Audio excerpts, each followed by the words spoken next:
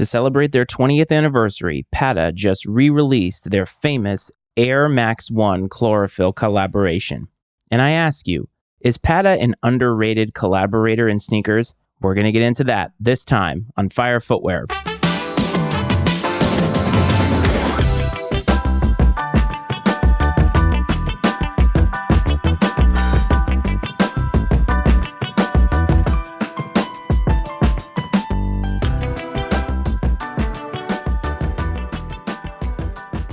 Welcome back to Fire Footwear, everybody. As always, this is your host, Matt Frates, and I hope that this finds you well. I want to thank everybody for coming out and tuning into this show. We have seen some growth lately, and I am very, very humbled about that, and so I want to continue giving you the kind of content that you expect around here. And I asked at the beginning of the show if Patta was an underrated brand. And there's a reason why I'm asking you that question, and I think most people probably have an answer that they just came up with in their head. But it really relates to Complex's recent list that they did in August about their power rankings of top collaborators in sneakers. And I looked through the list. Now, here's the thing. Power rankings in and of themselves are meant to do one thing. They're really meant to divide, and they're meant to sort of stir up this ruckus of people in different boats. You see this in sports all the time. Whenever an NFL power rankings comes out, some team's fan base is upset. A lot of times it's the Cowboys. But a lot of teams' fan bases get upset. Why is my team number 5? They should be number 4. My team should be number 1. And Complex, look, I've been very critical of them in the past, that I feel like their methods of doing content differ from the way that many people in sneaker content do their business. Complex has gotten to a place where they need to continue to stay at the top. And how do they continue to stay at the top? Well, they're going to continue to placate to people, collaborators, brands, who continually give them mentions, who continually give them love. And that kind of love is going to have a lot of people going to them as if they are some flagship or some pinnacle of journalism. And I think that when I look at this power ranking here, I get a little upset, not too upset, but a little bit upset because I feel like it is weighted in a certain way. So obviously, if you've looked at this list, and if you haven't, I implore you to go do so, and I'll make sure to have the link to that down below. Number 1 is Travis Scott. And I think that I'm not going to sit here and tell you that you can't argue that that's not true, but I take a little bit of umbrage to it because I feel like Travis Scott has it easy. And I feel like Travis Scott has not really done anything lately that makes me feel like they're changing the game. And when I think about power rankings in 2024, I think about changing the game. And is Travis Scott really doing that? Travis Scott has collaborated with Nike and Jordan Brand a lot. Started with an Air Force One, I believe. Obviously, we had the Air Jordan 4. And of course, the Mocha Jordan 1s really set him into the stratosphere as far as the work that he has done with Nike.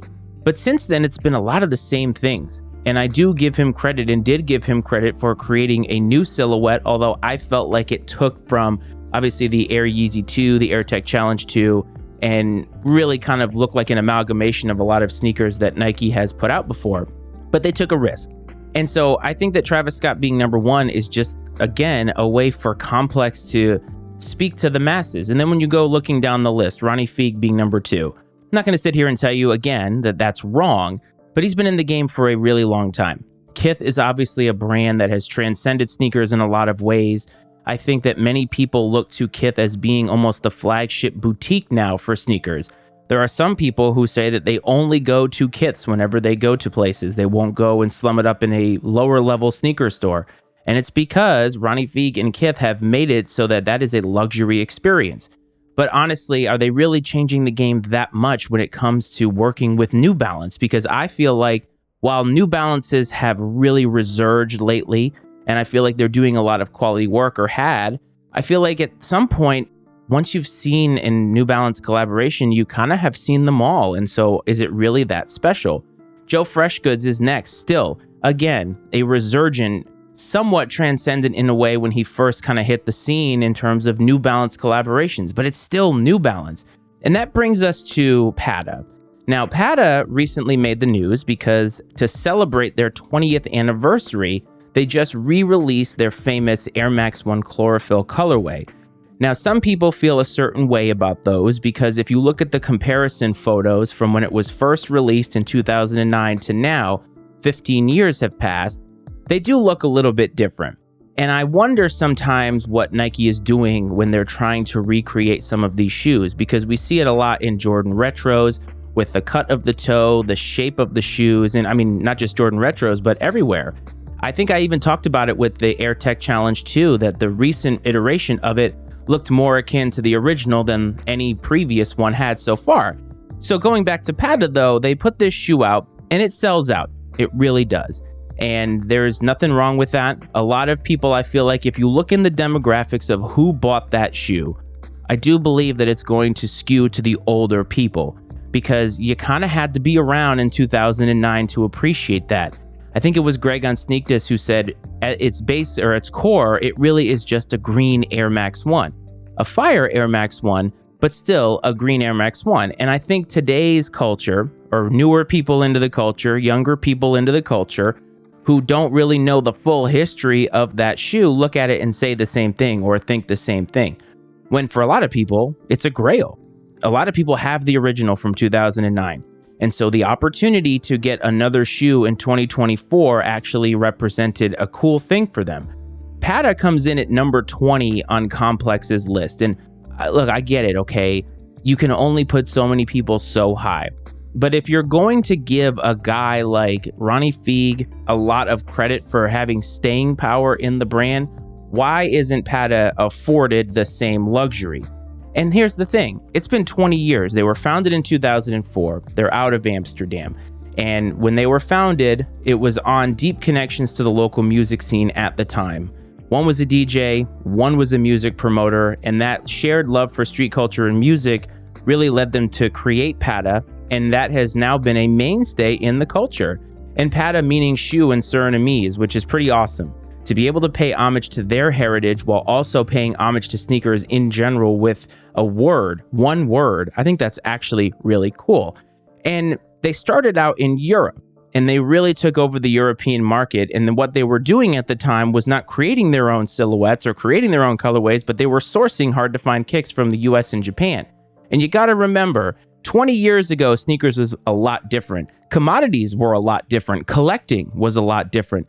I think nowadays we're a little bit used to the idea of being able to get anything that we want at our fingertips. And even talk about StockX last week, StockX kind of represents that, because if we miss out on a release, we can at least have the opportunity to go to StockX and get that shoe. We don't have to completely miss out on it to the point that we may never see it again. 20 years ago, that was not the case, and people had to do a lot of legwork to get shoes. So Patta started doing that, and their store in Amsterdam became almost like a cultural hub, and it extended into a lot more offerings like clothing, even in-house designs that they started doing. And that influence started to grow and grow to the point that global sneaker brands like New Balance and Asics, they were starting to come to them because they wanted to see that European perspective put to the global sneaker scene. And I think that's actually awesome. And then Nike came to the table, and that is what I think really separated Patta from a lot of the other collaborators or a lot of the other brands at the time, is they started to be able to collaborate on famous silhouettes that people knew. And it's not just the Air Max 1 Chlorophyll, but they have had a ton of Air Max 1s. And the Air Max 1, say what you want about it in 2024, it was revolutionary at the time. I believe I did an episode way back in 2023 about it, and I think it was on Air Max Day. The nods to an inside-out architecture of a building in Paris, the visible air bubble, it really transcended a lot of trends at the time, and it was made for running. Now, it's obviously a leisure, more lifestyle shoe, but I think it still has a classic look. And being able to work with that shoe for a brand that started so small is actually amazing. And so this shoe comes out, and I feel like Complex really isn't giving them their flowers. They're almost throwing them up on that list and saying, here you go. This is something that you have. And if you look at a lot of the other brands too, they were giving nods and giving flowers to a lot of brands that I feel like have stagnated. I mean, Stussy obviously is a streetwear brand that is super recognizable, but what have you done for me lately? I don't know. I mean, they've done a lot of sneaker collaborations on silhouettes that really don't speak to a lot of people, but they obviously sell. Undefeated, I've talked about them a lot, that they obviously have a place in the culture, And I do believe that Undefeated gets a higher nod because of the fact that we're now talking about their Jordan 4, which is now going to release, I think, a little bit later this year, if not in 2025. And so you see some of these now, right? Union and the Whitner Group. Now, the Whitner Group is full of a lot of different brands, Ama Maniére being the top brand in all of that. And the Whitner Group, her complex, got a lower ranking because of all of the weirdness about the backdooring scandal that happened. But obviously, Nike doesn't see it that way because they gave Ama Maniére this new collection, the While You Were Sleeping collection. Extremely fire, extremely luxury, extremely popular, as we're seeing. And it's obvious that Complex, to me, is taking a brand like Patta, who had a shoe that sold out very, very quickly. That release was extremely difficult to get in the chlorophylls. A lot of people had the opportunity to cop it for the first time. I did. I did not cop it, though, but I had the opportunity. And look at the resale prices. That shoe was going for more than double, maybe even triple in certain sizes of what it retailed for. That to me is a sign of power. That to me is a sign of hype. And while guys like Ronnie Fieg and Joe Freshgoods are obviously still doing great work in the culture, I think that they have saturated the culture so much that they've just sort of become part of it. Whereas Patta is one of those brands that I think is underrated because you don't hear a lot about them. They have tons of collaborations, and if you want to look those up, you can Google them. You can go to ChatGPT, look them up. They're all over the place. They've worked with Asics, they've worked with Nikes, they've worked with New Balances, they've worked with Adidas, they've done a lot of things. But they're collaborations that are very under the radar because they're just solid. People know them now, but this chlorophyll is one that sort of transcends sneakers. And this podcast exists to sort of remind you. But I want to give my thoughts on some of the people that are on here on this Complex list. Look, I have a problem with Complex because I feel like Complex is trying too hard to stay hype. They're almost like a hype beast in sneaker content. Bad Bunny did a lot of great work, and I think that he continues to do a lot of great work. One of the things that they knocked him on was having a lack of story in his shoes. But here's the thing. How much of a story is there for Travis Scott? Bad Bunny, I felt like for a time, was doing better work than Travis Scott. His shoes were just selling out like crazy. People really wanted them. And Bad Bunny himself was transcending sneakers by all the work that he was doing in music, all the work that he was doing in WWE. And he's 6th on this list. And I just don't understand that. Salehi Bembury being number 8, you'd think, well, wait a minute, this guy just sort of burst onto the scene. And that's pretty high for a guy who bursts on the scene. But he's doing something completely different than what anybody else is doing. He's not just designing straight up Crocs. He's designing Crocs that are unique. Now he's creating the Croc Juniper. He's creating a new silhouette, a new shoe based off of his vision. And they're going to give him more keys to the kingdom as we go along. And he's number 8 today, but maybe he should be higher. Because you could make an argument that, yes, resale prices for Travis Scott shoes are still high, but is that really the only indicator of how influential somebody is or how much power they have in today's sneaker culture? Wales Bonner, again, the Samba had a moment, but if you look at her resume, it's unbelievable. It's impeccable. And she's only going to be given more opportunities. And I think that that represents an underrepresented niche of women in sneakers. And I love seeing that.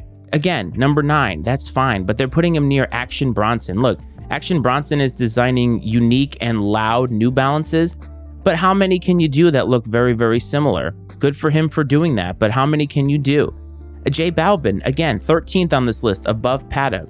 Did Jordan 3s, did a Jordan 2. It's easier when you're designing Jordans. It's easier when you're given something that has that brand recognition. Supreme obviously still does regular releases.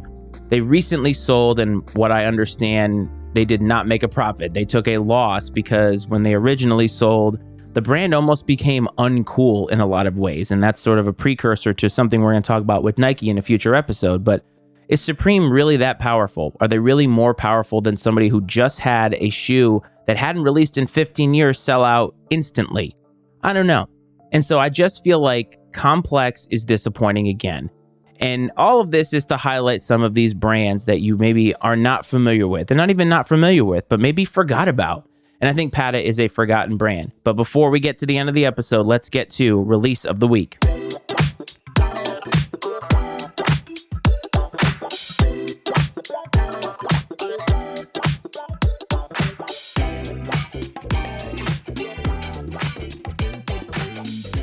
Release of the week, where I like to highlight a shoe that catches my eye. It's not always hype. This one probably is. Just something that I want you to know about. So, September 26th on sneakers, the A Ma Maniére Jordan 4 While You Were Sleeping. Full disclosure, I copped that this morning as I'm recording this on A Ma Maniére's website. It was sitting, so if you're listening to this today, go to the website and grab it.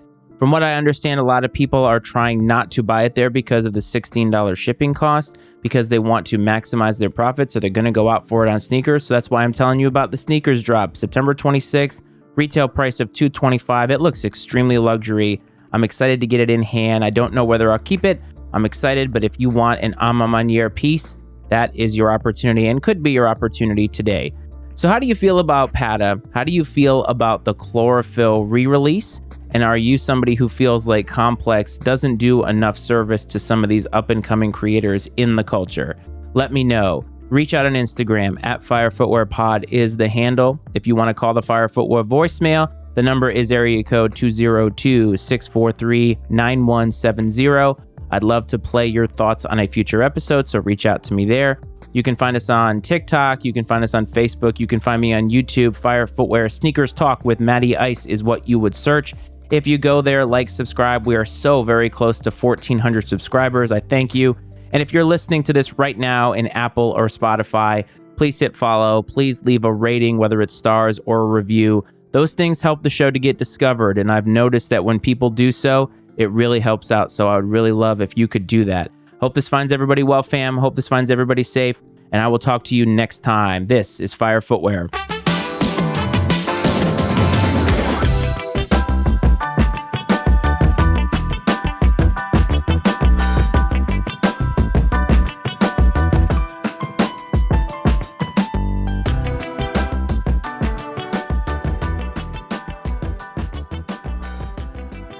The opinions and viewpoints expressed on Fire Footwear are those of Matt Frates and his guest, and not necessarily those of the Matty Ice Media Network.